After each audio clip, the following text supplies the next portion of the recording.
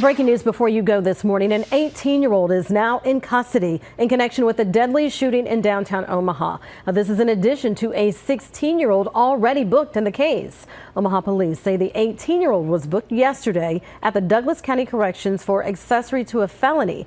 The 16-year-old was booked on a second-degree murder charge. The shooting happened near 16th and Farnham. Ramon Tramble Jr. died in the hospital.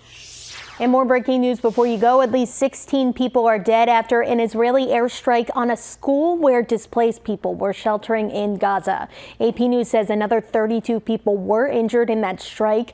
Israel has carried out several strikes on schools that have since turned into shelters since the war began. They say that they're targeting Hamas militants hiding out amongst civilians, but those strikes often kill women and children. Russ.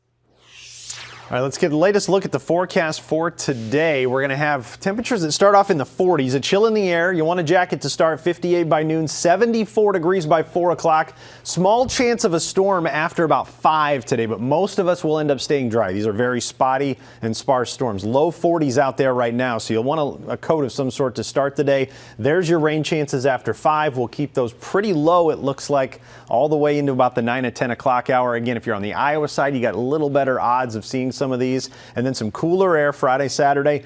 Keep an eye on Saturday morning. That keeps trending colder with the widespread frost looking likely back up into the 80s on Tuesday. A pattern change a bit next week. Some rain chances by the middle of next week. Several windy days, so you want to pay attention. Each and every day is going to be different next week. But right now, Halloween not looking bad. 60s should turn into 50s for the trick-or-treaters. It's definitely been colder. Aaron. In Utah, a child is in custody for allegedly making threats towards students and staff at a local high school. Police tell us there are no active threats to the public, but if anybody has any information about this, call Utah police. McDonald's pulls quarter pounders from 1/5 of its stores across the country. It comes after a deadly E. coli outbreak. Now, if you ate a McDonald's quarter pounder between September 30th and October 7th, be on the lookout for symptoms. That includes dehydration, stomach cramps, and mild fever. 9 cases were reported in Nebraska. And Omaha Children's Museum will be joining Mayor Gene Stother in a news conference to announce future plans today.